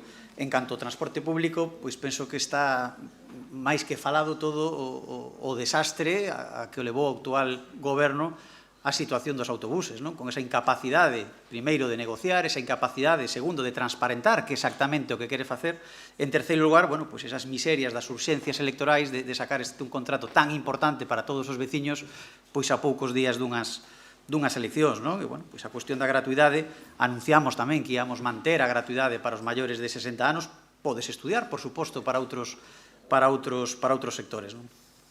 Gracias.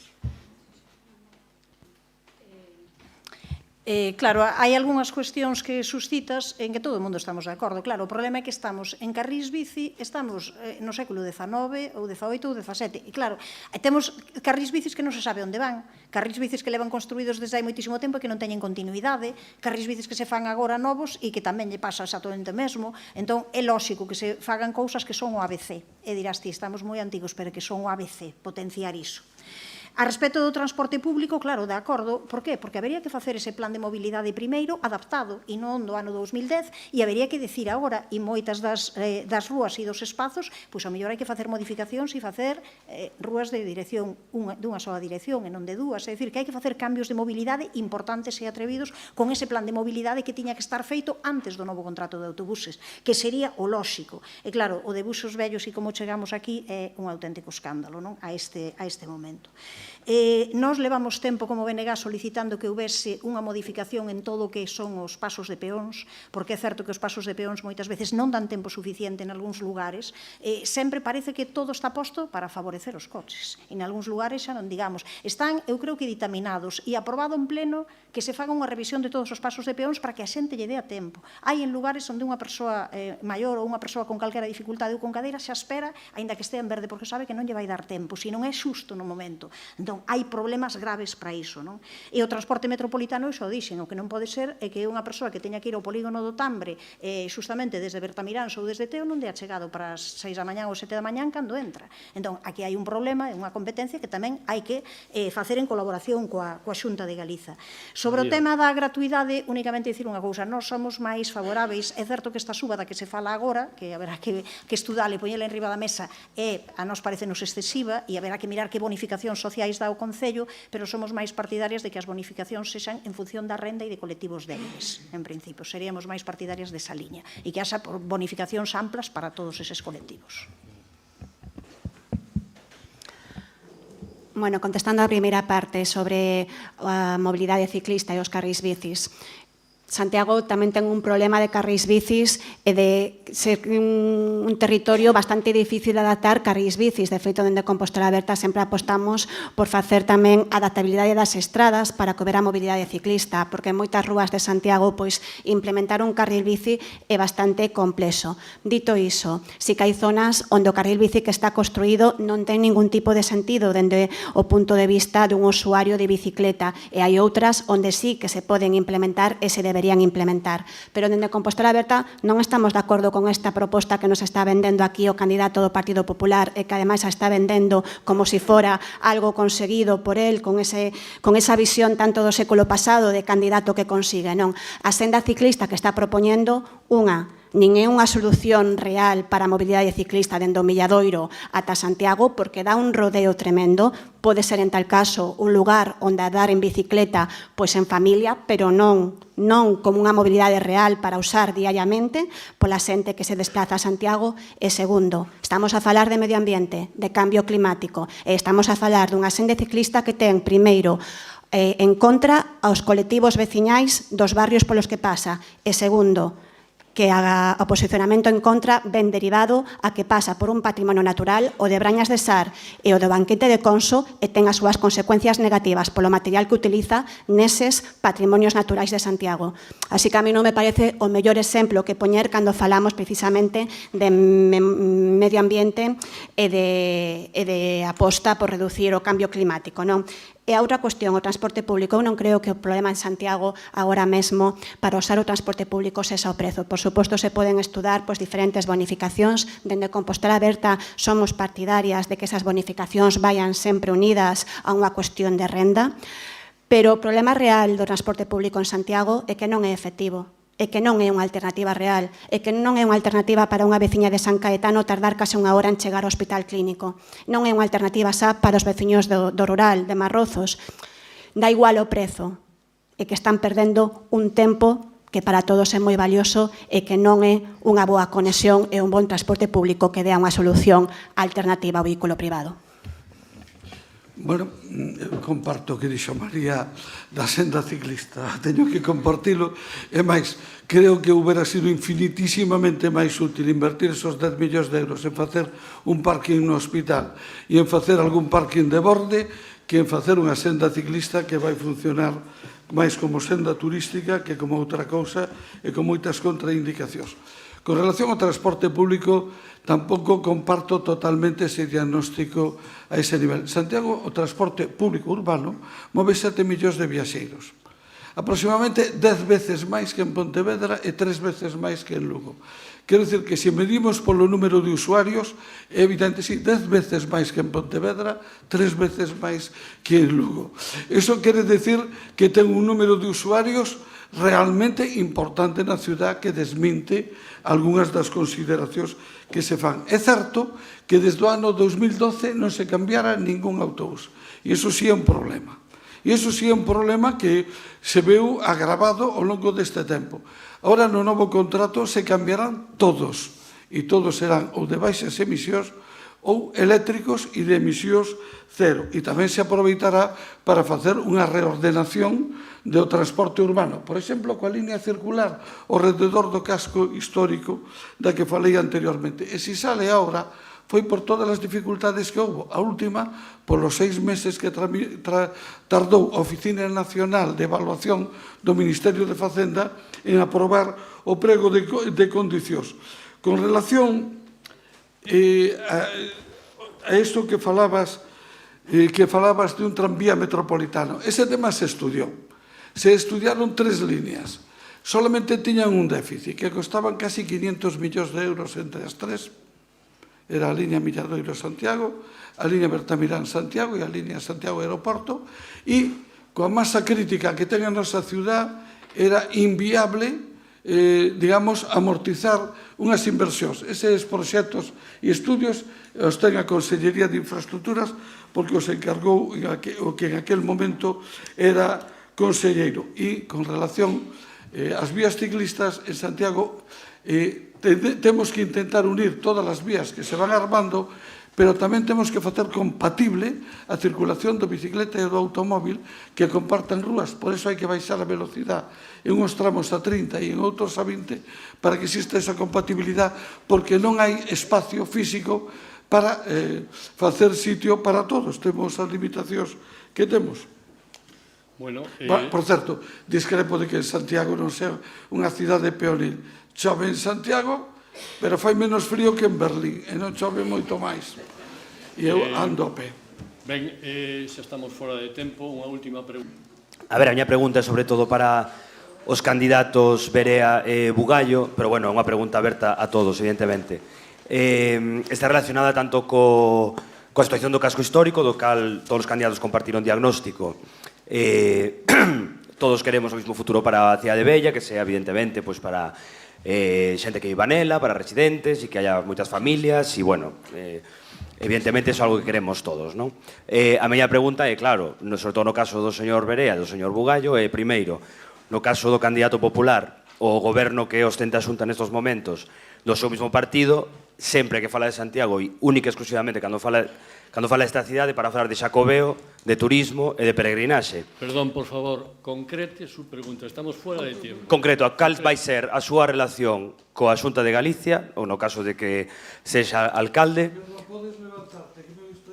Ah, sí, claro. Hola.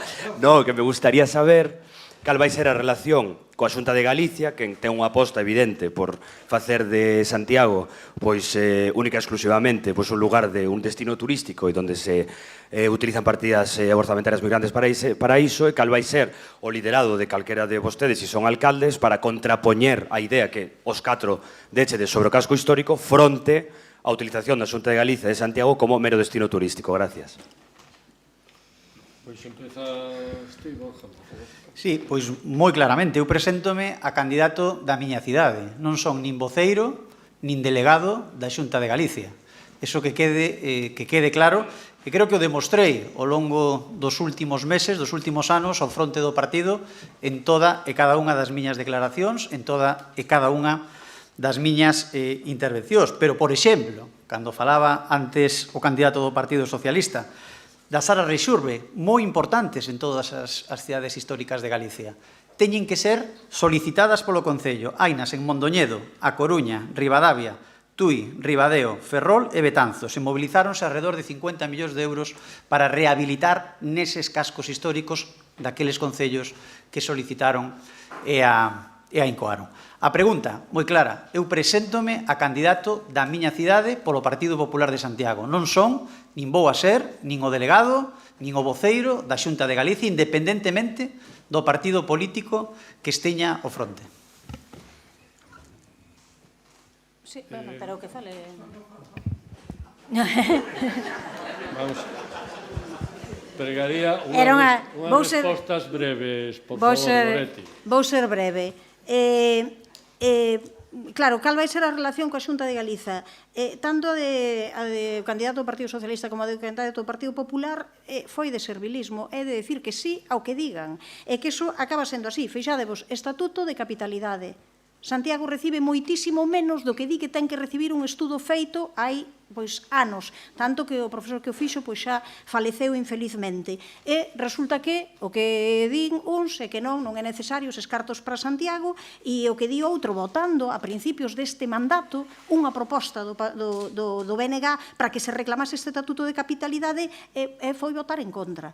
Logo, despois, escenifica ali, si estou polo labor e quero que haxa e tal, pero ao final é sempre servilismo e decir que sí ao que diga a Xunta de Galiza. E o que fai falta tamén é que o que se faga da maneira máis consensuada posible. Eu xa sei que é imposible facer unanimidades, pero levamos moitísimo tempo decirlle ao candidato do Partido Socialista que hai cousas que teñen que ser posición de cidade, posición de concello, e irmos todos xuntos. E casi sempre acaba dicindo, no, isto só soluciono a miña maneira.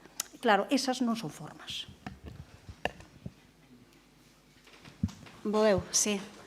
Compostela Aberta é unha forza política municipal e iso é unha vantaxe neste asunto, non? Os nosos intereses son só Santiago. Nos non facemos seguidismo de outras administracións. Nos non facemos seguidismo da Xunta de Galicia, como sí que fai o candidato do Partido Popular, aínda que diga aquí agora que el non ten nada que ver ca Xunta de Galicia, pero neste mesmo sitio acaba de presumir de conseguir unha senda ciclista financiada pola Xunta de Galicia. E tamén temos o exemplo de cando se comprometeu coas mulleres do Conservatorio de Danza a constituir o Conservatorio de Danza en Santiago, e despois no Parlamento a Xunta de Galicia, o Partido Popular, votou unha cousa ben diferente. Non, ese seguidismo está aí. Ese seguidismo tampouco é diferente no candidato do Partido Socialista, porque durante este mandato vimos diferentes exemplos. É un exemplo que para min é moi importante por simbólico, o aparcamento do Hospital Clínico, Que aconteceu co aparcamento do Hospital Clínico? Pois que Sánchez Bugallo durante moito tempo non o reclamou, non aparecía nas reunións que tiña co ex-presidente da Xunta de Galicia, Feijóo, e ata fai pouco non aparecía nas reunións con Rueda, non? Insisto, Compostela Aberta é unha forza municipalista, local, e os seus únicos intereses son os veciños de Santiago. Bueno, a necesidade obliga, María. No teu caso, me parece. Pero a mí gustaríame decir unha cousa. Primeiro, que en relación a Borja, que os feitos están aí e son tozudos. E cando un vote, cando un di determinadas cousas, aí queda. Desde logo, para min, o único servicio, o único compromiso que teño é con Santiago e coa cidade de Santiago. Son militante do Partido Socialista e moitas veces teño salido a discrepar co meu partido e dos meus gobernos porque a defensa da cidade así o exixía. Pasou cando se quixo trasladar a Consellería de Pesca a Vigo, por poñer un exemplo, e pasou en outras mesmas circunstancias, como cando se quería paralizar a obra da Cidade da Cultura, que ao final, por certo, acabou paralizando o Partido Popular. Todo hai que decirlo. Ora, eu o que creo é que a defensa de Santiago non é incompatible coa búsqueda dos maiores consensos posibles. E Santiago non é unha cidade de confrontación, senón que debe buscar aquelas solucións prácticas que vayan en beneficio do conxunto dos ciudadanos. E isto non quere decir que te debas supeditar, pero tamén quere decir que non sempre tes que por que estar poñendo en altavoz as discrepancias. Vou a poñer un exemplo. Ampliación de San Caetano. Proposta da Xunta de Galicia, pechar a rúa de Ángel Casal e pechar a plaza de Camilo Díaz Baliño e pechar todo o circuito. Que fixo o Concello? Informar favorablemente a proposta urbanística que se nos presentou, pero con unha condición, que é que eso non se podía pechar. Obviamente, eso nos xenerou un conflito e un malestar bastante intenso en aquel momento, tanto coa conselleira como co presidente. Ora, o levamos en privado e non considerei conveniente sacalo públicamente, porque a miña experiencia me demostra que un é esclavo das súas palabras e é dono moitas veces dos seus silencios. E como logo había que arreglar outras cousas, me pareceu que non debería salientar ese tema. Tema do Hospital Clínico, eso quedou reiteradamente claro, María, que non ten razón. Sistemáticamente reclamamos sempre o aparcamento. Outra cuestión distinta, e esa é a verdad, é que en contra do que algúns fixéchedes, non condicionábamos a ampliación do clínico á construción do aparcamento, porque se a chegamos a condicionar, eso se houbera considerado un informe negativo. Exactamente o mismo que pasou en San Caetano. Houbera sido un informe negativo e a ampliación do clínico se tería paralizado. Por lo tanto, para non ser a prioritaria a ampliación do clínico, como ora todos, por unanimidade, entendimos que era prioritaria a construción de protonterapia, e ainda que implica a eliminación de plazas de aparcamento, e ora máis en público e desde logo en privado continuamente, seguimos insistindo en que hai que dar unha solución ao problema de mobilidade, ao problema de accesibilidade e ao problema de estacionamento no clínico. Bueno, xa a última intervención. Hola, ¿qué tal? Me voy a poner de pie porque soy muy bajita y así usted me ve. Nada, yo quería... Corta, tranquila. Vale, concreta. ¿No me dejas hacer una pequeñita presentación? Sí, claro que sí, por supuesto. Digo, porque me encanta todas las buenas intenciones que tienen todos con la zona vieja, la zona monumental, pero hablando de toda la despoblación que hay en esta zona, me gustaría preguntarles si ustedes viven en la zona vieja, ¿por qué no viven en la zona vieja?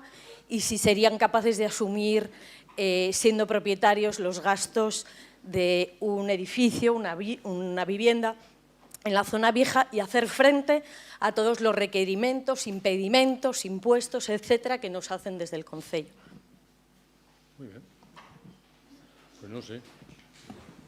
Bueno, eu teño unha casa que forma parte da cidade histórica.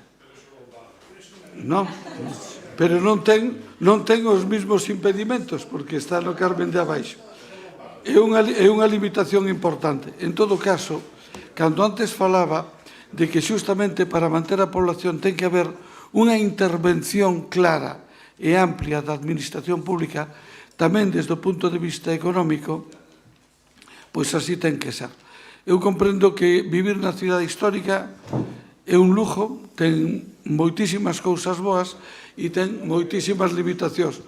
Unha delas é o acceso de vehículos. Eu comprendo que iso é un problema importante. Outra delas é buscar solucións, pero legalmente, eso si é posible facelo, para encaixar ascensores, porque todos imos cumplindo anos e chega un momento en que é difícil subir coas bolsas a un terceiro e baixar e subir continuamente. E en ese sentido, temos que buscar solucións técnicas para facilitar eso e temos que buscar compromisos económicos que permitan cubrir un 40, 50 ou 60% do coste que teñen esas actuacións. Cando antes falaba da modificación do plan especial en orden a facilitar o uso residencial, a eso me estaba referindo precisamente. Hai que flexibilizar elementos, non cambiar o uso, sino elementos para facilitar que a población viva na cidade histórica. E hai que facelo técnicamente e hai que facelo económicamente tamén vía axudas e subvencións, porque eso xenera un sobrecosto que efectivamente temos que apoiar as familias e as persoas que sigan vivindo na cidade histórica. A solución non é cambiar o uso para que todo o mundo diga, hombre, a mí o que máis me compensa é meter isto en alquiler turístico e eu vivir en Sanxenxo, por exemplo. Pois eso non é a solución para fixar población na cidade histórica. Bueno, brevemente, aos demais, por favor. Borja. Perdón. Ahora sí. Eu non vivo no casco histórico, ainda que teño que recoñecer que unha moi boa parte da miña vida pensei en vivir no casco histórico. Ao final quedeime no barrio onde nacín e aí fago a miña vida. Falaba Sánchez Bugallo da accesibilidade das vivendas do casco histórico para as persoas maiores. Eu son nai, teño 2 fillas pequenas, non é só para as persoas maiores, quero decir, hai un problema de accesibilidade para o día a día de calquera persoa. No casco histórico e no acceso ás vivendas, non? As que temos fillas sabemos o que é eso, non? E o que é, pois, intentar sobrevivir no casco histórico con un carrito, con cargada coas nenas, e por eso na miña primeira intervención decía 2 cousas. Primeiro, a necesidade de reformular ese plan especial, onde en Compostela Aberta deixamos, pois, a primeira parte, a primeira fase do plan iniciada, que era o plan de xestión, e que nestes 4 anos de goberno meteuse nun caixón e non se avanzou nada. Por que é importante ese plan especial? Porque ese plan especial é o que regula as obras que se poden facer nas vivendas, é o que daría, pois, a posibilidade de adaptar as vivendas á realidade de hoxe das familias, non? De adaptalas desde un punto de vista tamén de accesibilidade. E segundo, decía na miña intervención a necesidade de incrementar as axudas e as subvencións, e non só incrementalas dentro do punto de vista de dotación económica, senón tamén de agilidade e de facilidades na tramitación. Sí, eu vivín na zona bella de Santiago, así que sei perfectamente o que é. Vivín en Lagartos, vivín en San Roque, e finalmente, antes de abandonar a zona bella, vivín na Rúa Nova, nun cuarto sin ascensor. Entón sei perfectamente o que é. A propietaria en un momento determinado nunha casa que era, como supoño que a de moitas as persoas propietarias que estades aquí, un pozo sin fondo, é dicir que calquera cousa que fixeses máis, pois chegou un momento en que pois tivo que vender algún dos andares, quería desfacerse deste, e eu, por suposto, non o puiden comprar, así que mudei de barrio. Sei perfectamente o que significa iso e creo que temos que ser capaces de decir que ten que haber un punto de aparte. Puxémolo en riba da mesa, esperemos que haxa, eu creo que sí, consenso mayoritario para que esa revisión do plan especial vai adiante, para que o tema de conseguir máis orzamento para o consorcio, para que haxa outro tipo de axudas e axudas que signifiquen tamén asesoramento, axudas que signifiquen outras cuestións. Eu espero que se abra un punto de aparte, pero eu sei que a situación é moi difícil para a xente propietaria na zona bella. Coñezo perfectamente. Eu nacino en Sanche, sigo vivindo en Sanche, gustaríame, por suposto, vivir no casco histórico, pero son consciente de todas as limitacións, de todas as prohibicións, de todos os requisitos de precio, de tempo e de esforzo persoal e patrimonial que ten cada unha das familias que intenta vivir no casco histórico. Bueno, pois, ante esa situación, e ante unha evidencia que son moitos anos dun casco histórico deteriorándose ano tras ano, e, bueno, parece que agora os candidatos do Partido Socialista e dos socios noutras etapas de goberno pois se animan a cambiar ese plan especial, despois de gobernar, insisto, pois prácticamente un cuarto de século nesta cidade. Nós témolo claro, somos transparentes, somos claros diante dos veciños, queremos que os edificios, que os pisos, que os apartamentos do casco histórico, mantendo e sendo moi respetuosos co patrimonio, teñan estándares de calidade do século XXI. E para iso hai que modificar o plan especial con medidas valientes e con medidas innovadoras. Moi ben, bueno, pois chegamos ao final desta sesión dos Luns do Ateneo. Penso que os temas propostos quedaron suficientemente debatidos, e así como as propostas de cada un dos grupos políticos. Esperamos que, efectivamente, que nas vindeiras eleccións posteriormente poda haber acordos sobre estes dous grandes temas. Desde logo, dende o Ateneo, e penso que dende a ciudadanía así o postulamos. E, finalmente, quixera agradecer de novo aos candidatas e candidatos que se presentan ás vindeiras eleccións municipales á Alcaldía de Santiago, de novo, o noso agradecemento máis profundo por estar hoxe aquí, por debatir con seriedade e con rigor os temas propostos. E, finalmente, nos queda, en nome da Xunta Directiva do Ateneo, pois dar un agasallo institucional aos participantes, aos candidatas.